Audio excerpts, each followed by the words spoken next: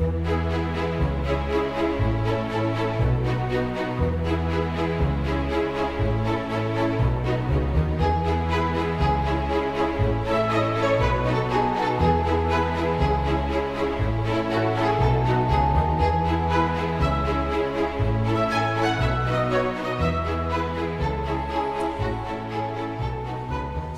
listen, this video that I just put up on Saturday night seems to have caused an awful lot of questions that come back from many of you.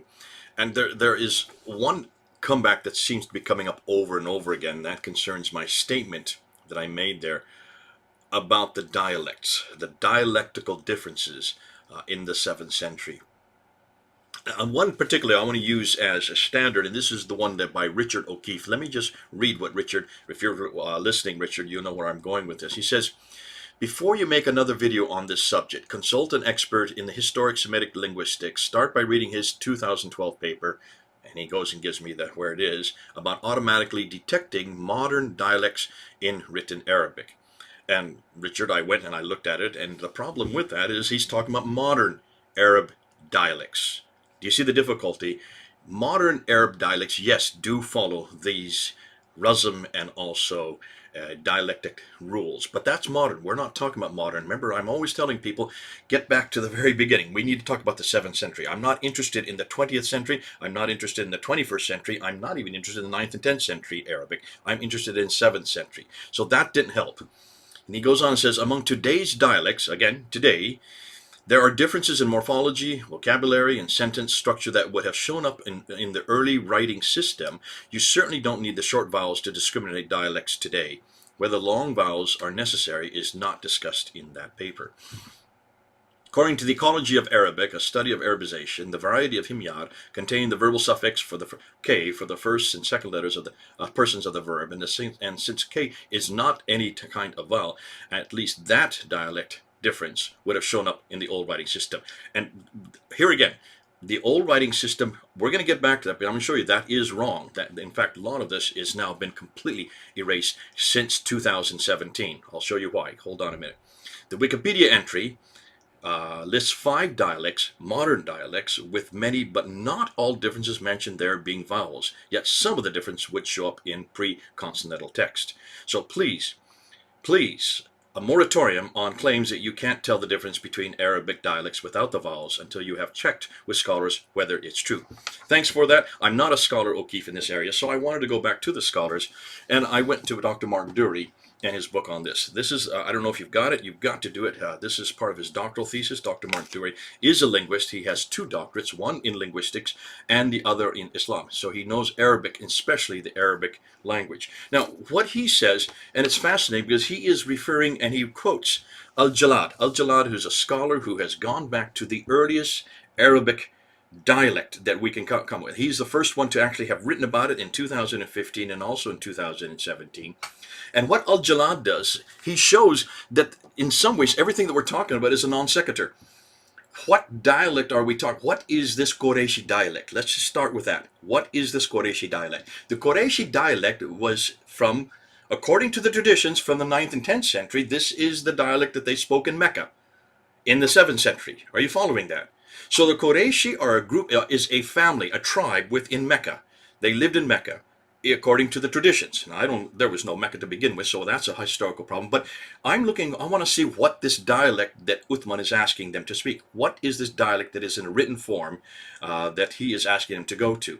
And of course, this is where Al-Jalad picks up this theme. And what he does, he looks at the Arabic that existed at that time in the 7th century, and he looks at pre-Islamic, so pre-7th century Arabic, and he says that there was no such thing as any dialect of a written Arabic. There was no dialect or any written Arabic in that part of the world, in that part of Central Arabia, known as the Hijaz, where Mecca and Medina are located. What he notices and what he notes is this. He looks at 4 areas, he looks at 4 things. He looks at the final unstressed inflection vowels, the Irab rhyme schemes. Secondly, he looks at what we know as the Ta Marbuta, which is in Arabic. If you know Arabic, you know what I'm referring to. He looks at the Alif Maksura, and then he looks at the definite article, those four areas, and he shows that in every case, that which you find in the Quran with those four Arabic grammatical, consonantal, and grammatical reference points, in every case, these only existed in what they call the Southern Levant. The Southern Levant includes Israel, includes Palestine, and includes Jordan. So this Arabic that we have in the Quran, the Arabic that you see in the Quran here, was from the northern areas, 600 miles further north. This is from the Southern Levant. This is from Jordan. This is the Nabatean script that amalgamated with the Aramaic to create the Arabic we have today. So this Arabic that we're talking about is not even from Mecca. Let me just show you what his conclusions were. And this is Dr. Mark Dewey's conclusions, and this is what he says. The Quran, the 7th century, if it was 7th century, he's not even speculative of that, was composed and first recited in a dialect very close or identical to the variety in which the spelling of the razm became fixed.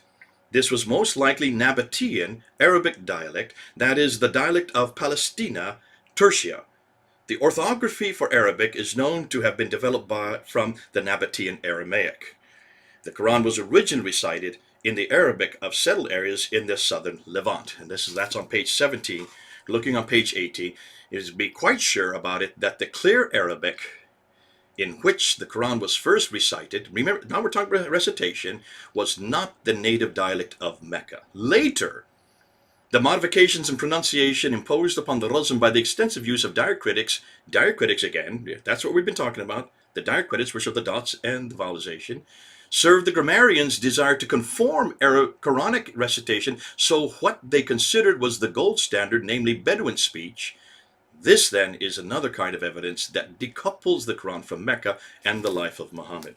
So this whole, in some ways, this whole discussion we're having is moot when you start looking and do a historical survey of the Arabic itself.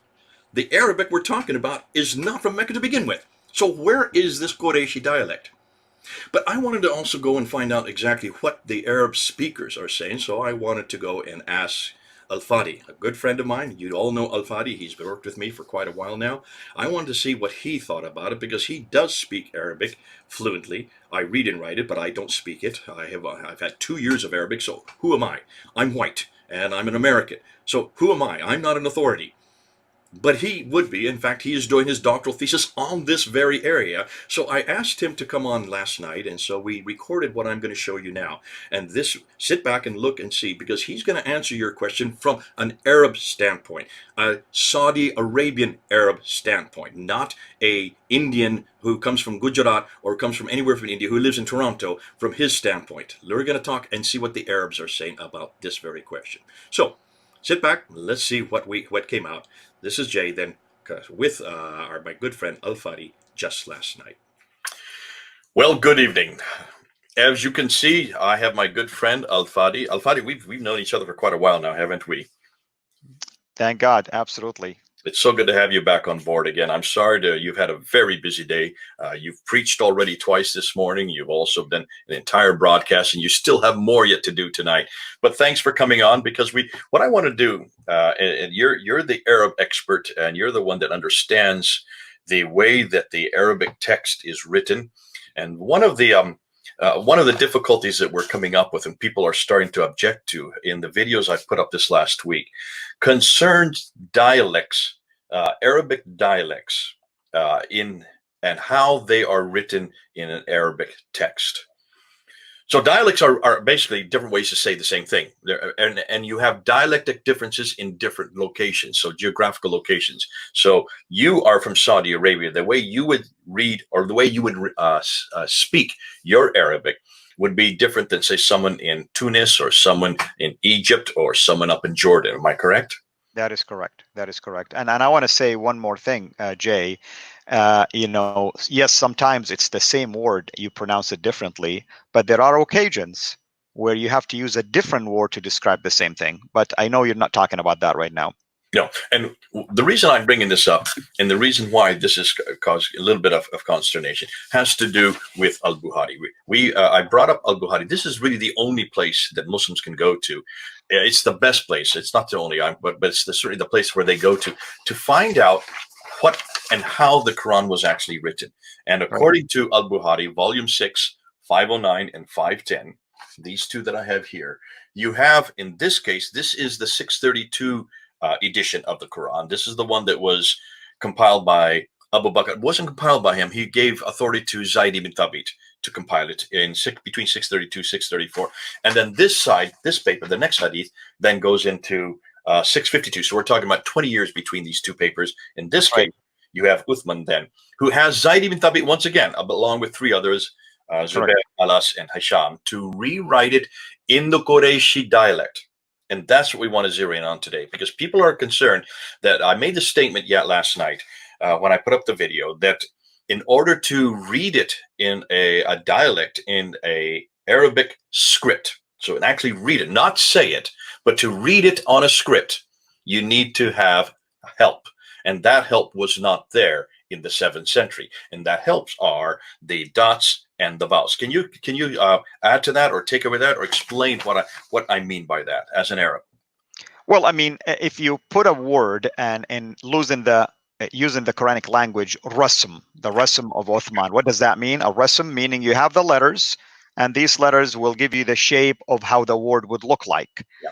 And what was discovered at the time of Uthman, which is the tradition you alluded to, is that some people, at least north in Iraq and in Syria at that time, were not pronouncing things correctly, or at least in the mind of the military leader, they were not doing it correctly. Why? Because he heard it one way and he's hearing some others reading it another way. And he came to Uthman, as you know, and he told Uthman that there is contention between the soldiers. And he was concerned I'm paraphrasing. Let me read it. Let me just read what you've just said. Yeah, please. Go ahead. Hudayfa was afraid of that's the people from Sham, which is Syria and Iraq, differences in the recitation of the Quran. So he said to Uthman, O chief of the believers, save this nation before they differ about the book, as the Jews and Christians did before. So he comes and he says, we've got to do something here because the recitations are different.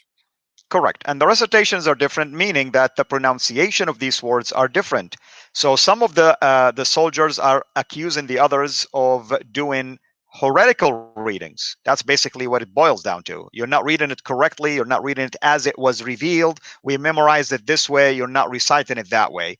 Mhm. Now, that right there is a classic example of how different dialects can cause different sounds of the word and possibly even different meanings in some cases. Right. And Shabir Ali, in his video, he mentioned this, that if you have too many people from all over the place saying it a different way, the words can be pronounced so much so that sooner or later there are going to be differences. And that's what we're talking about. That's all that's going on here. These are the difference in the way they said it.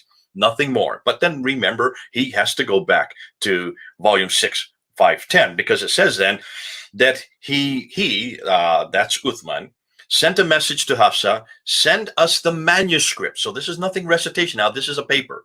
Manuscript, or in this case, it would be animal skin.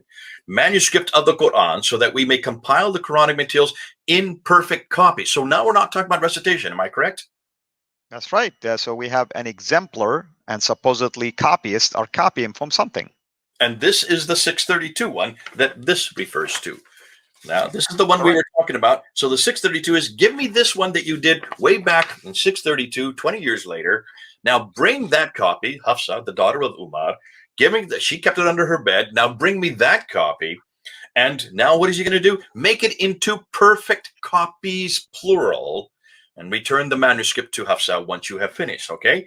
So that's okay. We're not talking about recitation anymore. Now we're talking about a manuscript. And something that will be read for sure. Yes, okay. Because they're making copies of it. Okay, that's what he says. So he he had these four were that he was giving them, they were commissioned to do that. And then he said to them to rewrite the manuscripts. Again, this is not recitation. This is nothing to do with readings. It's to rewrite them. Rewrite. You write something on a vellum, on a piece of parchment, on a piece of papyrus. In this case, it would be vellum or parchment, animal skin. In perfect copies. However, he says, in case you disagree with Zayd ibn Thabit on any point in the Quran, then write it, not recite it, not recitate it, write it in the dialect of the Quraysh. Yeah. Now we're talking about dialect of Quraysh. Help us here. Al-Fadi, unpack that. What does that say to you? Well, it says one of two things, obviously. To write it in a specific dialect, for in this case, we're going to use the Qurayshi dialect. That means there are words that will be pronounced in a very specific way, which means you have to use dotting and diacritical markations to help those in Syria, those in Iraq who do not know the Qurayshi dialect to be able to pronounce it correctly. Okay, back up again. What did you just say? You have to use what? What is it? Diacritical markings to help you pronounce it correctly. Define what you mean by diacritical markings. It's basically the markations you put above or below the letters or at the beginning or at the end to help you say the word appropriately. All right. You Does know, that also so include vowels? sometimes it does, sometimes it doesn't. It depends. But Okay. technically speaking, you still need the guide of these diacritical markations to help at least the one who's going to read it to you. Even someone comes back and say, well, they were memorizing it. That's fine. But who was reading it to them in the Qurayshi dialect? They still have to know how to say it in a Qurayshi dialect. That's where we are dealing with. That's one theory. The second theory could be that you write certain words and how the Qurayshi said something about a specific noun or a place or whatever. You use that particular designation for it because that's how the Qurayshis would have said it. All right. Now we're dealing with a whole different ballgame here because maybe the people in Iraq wouldn't say the same way, describe the same thing in the exact same word. And we have incidences of this, by the way, that other words are used as a synonym for something or other words completely different to describe something. But I'm going to try to simplify it and stick just with the way the letters are written. The rasm, the structure is still the same, but you have to pronounce it differently. All right. Now You need guidance for that. you're becoming an expert in the Sana'a manuscript. This is the area that this is the document. This is the manuscript that you're studying. That's correct. And when you look at the Sana'a manuscript, I'm just going to put a picture of it right here. We're going to put a picture of it. You can see it. Here's a picture of the Sana'a manuscript. Do you see any of those diacritical marks in this manuscript? You know, there is a handful only, and there is even a debate about whether this was put by the writer of the first layer or the writer of the second layer, or if it was somebody that came later and tried to even do that. Okay, looking at this manuscript here, I'll put it up again. Here we are, we're putting it up again. When you look at these letters here, you who are a modern Arab, who reads modern Arabic, you are dependent on having dots above and below the line, the noon, the ta, the tha, the ba, the ya. You also are dependent on having the dama, the kasr, and the fatha, the vowels, to be able to know exactly how to pronounce these different words. Am I correct? That's correct. But in general, you're not going to find this, at least in the lower layer and most of the upper layer. You're not going to still find these markation systems in there in the Sana'a manuscript. Why not? Well, initially, that's how the manuscripts of the Quran were written. And it was a later system that came and began to invent ways. Sometimes they put certain dots. It could be a couple of dots, in a certain location to help you pronounce this letter this way or that way. Later on, they start to use colored dots, to help you even pronouncing it. And so that system continued to evolve until we get to what we call today the diacritical markations of fatha, dhamma, kasra, shadda, all that kind of stuff. And when that happened, then you had many different ways of putting dots. Dots could go you had many different varieties and different categories, which would change the word, would they not, depending on where the dots go? Absolutely. In fact, one of the projects that I was involved in called the Quran Dilemma, in that book, you will see that there was a table using a very simple rasm. That rasm has 3 letters only. By the way you change the dotting locations, just the dotting, the word could become bait, meaning house, bint, meaning daughter, Bennett, now it's a verb, she built, Nebat, meaning that basically grew out like a plant. I mean, I think if my memory is right, it took about 30 plus examples of the same rasm just by the dottings itself. I'm just going to put up one right here. Just take a look at this. Here are 19 different ways of saying just the same thing with 3 letters. Now, let me just go on. So this is the case. This would all have come together in about the 8th or 9th century, what you're talking about now, when you had many different derivations of the same word, now that the dots were in place. And that's why you had many different students and you had many different scholars who were then trying to decide how the Quran should be read depending on where the dots were. Am I correct? That's correct. And this is coming, we're talking about late 8th century. And one of those was a fellow named Hafs, who was from Iraq, who died in 796, so late 8th century. He had his way of putting these dots. And there were about, we're guessing right now we're up to 37 of these. So 36 others who had them differently than he had it in 5 different cities.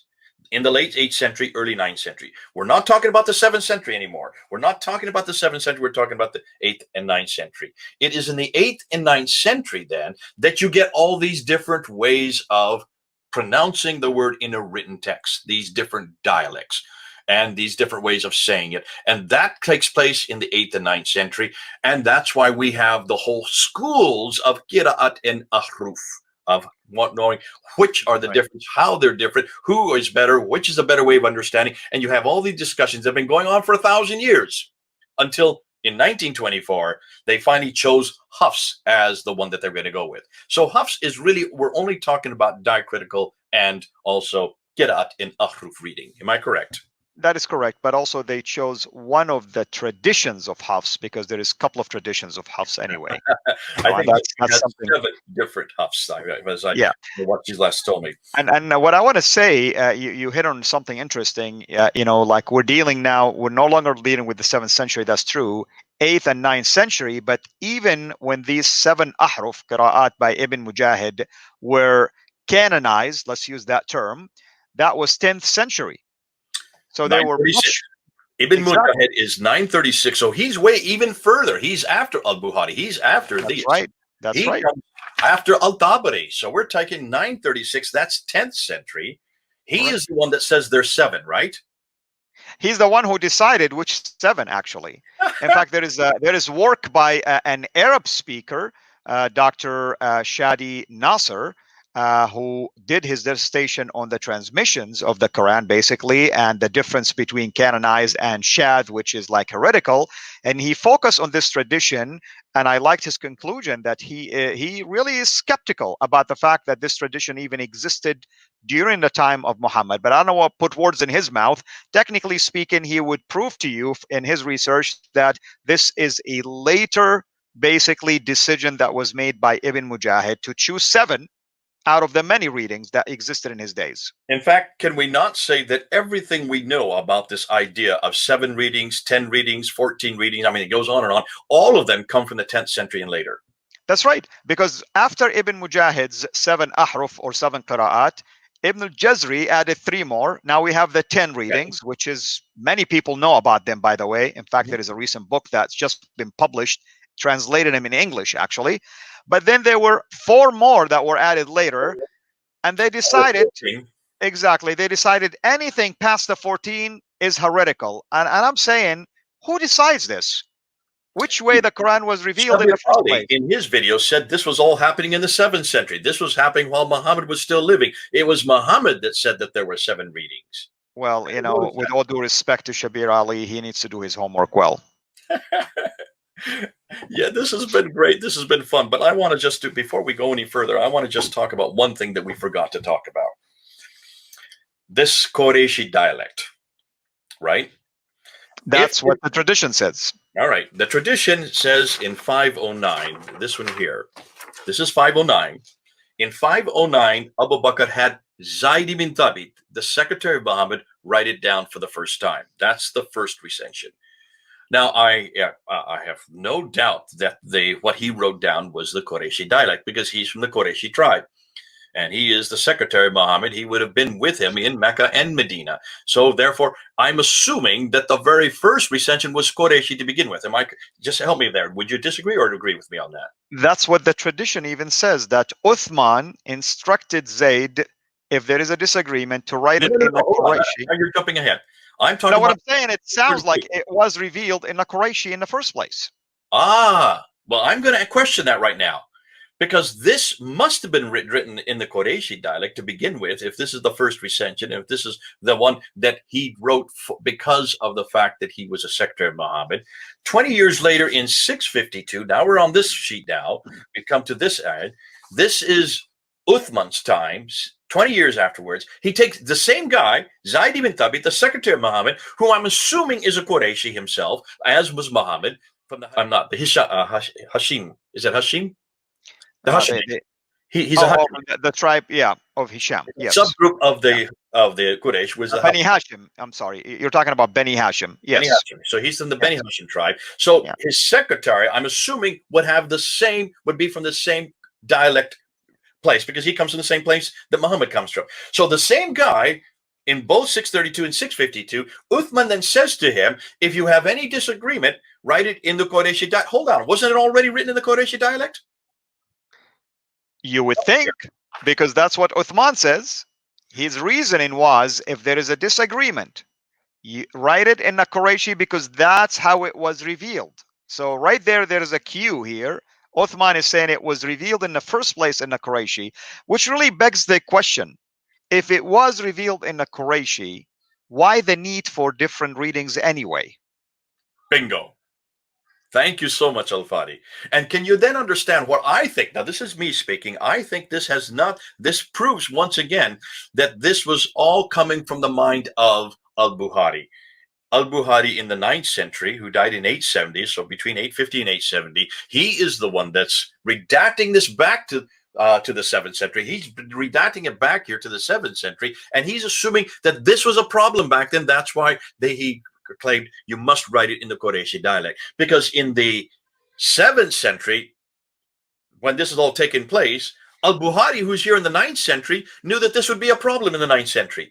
But he wasn't thinking through. There was no way that you could write it in a Qurayshi dialect any different than it had already been written, because you did not have these diacritical marks and you didn't have these vowelizations that early. Are you following me on this? That's true. I mean, it seemed like it was redacted backward to try to prove a point of something that you have later as if it has a sound origin. And that's where the problem is. I mean, anytime you rely on any hadith of Bukhari, regardless of what the hadith is dealing with, in this case, we're dealing with the transmission of the Quran, you are automatically putting yourself in a tough position because you have to prove now someone who came 240 years after the time of Muhammad did have eyewitness or have even sound isnad that can prove to him what he has in his hand is truly what the Prophet uttered. And we know from the collection of hadith that Bukhari himself was disturbed by the fact that he collected 660,000. Most of them were actually corrupt, and he settled with 7,000 that even include some repetitions. Okay. Now, Al-Fadi, I don't want to take up any more of your time. You've done us a great favor. But before we go, what I'd like to do is, you've asked that we do this. I'd like to give some examples. I'm going to put up 2 examples of difference between Hafs and other writings. And we're going to look at these and show why this is important. And so, because an awful lot of what we've been saying in the last number of minutes is very technical. And for a lot of people who are watching, they don't understand Arabic. You do. I can read and write it. I don't understand it like to speak it, but you read, write, and speak it, and you come from the same place that the Prophet came from. So you speak from the same dialect, I'm assuming, that he would have spoken if this were all true. So I'm going to share a screen here, and I'm going to put up these 2 slides here so people can see them. And I want you to describe what we're looking at here and why this is significant. Okay, this is Surah 43:19. Can you see what I see? Yes. Okay, explain that. Now, on one side is the Hafs, on the other side is the Ra. These are 2 of the 37 that we now have, that Hatu now has in London. So Hafs is the standard one that we use today. Ra is another from another rendition, again, from the late 8th century. That's right.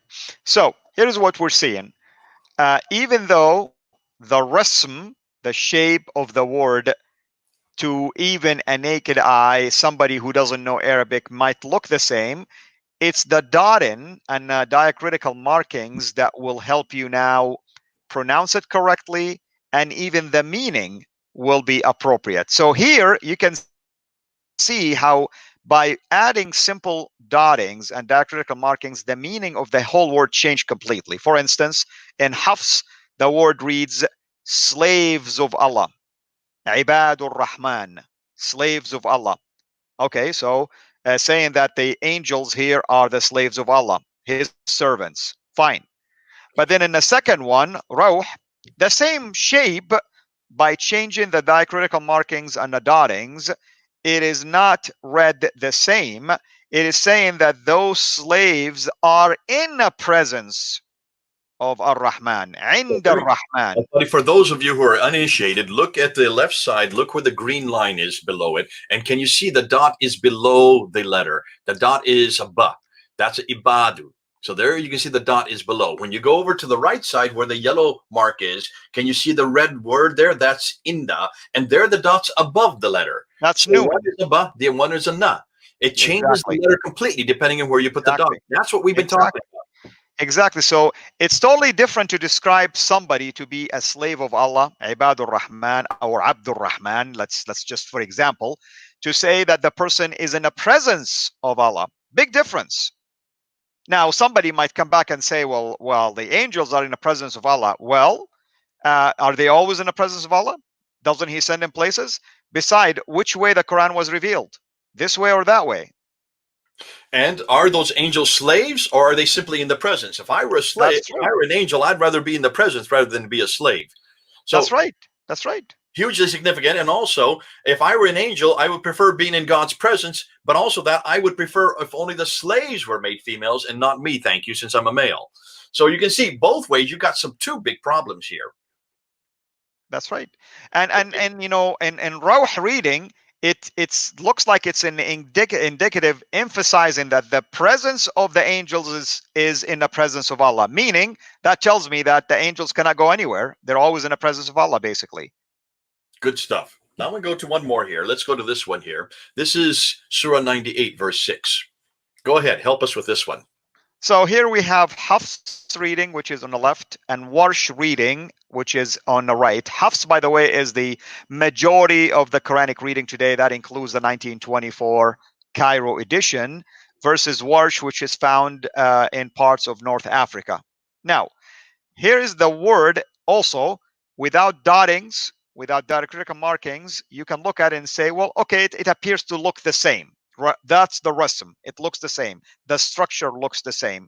The only difference here is that in Hafs reading, it is saying, are we Christians the worst creatures, or are we innocent? I mean, here you're asking that question because the Quran is saying something interesting. It's saying, إن الذين كفروا من أهل الكتاب والمشركين في نار جهنم خالدين فيها أولئك هم شر البرية.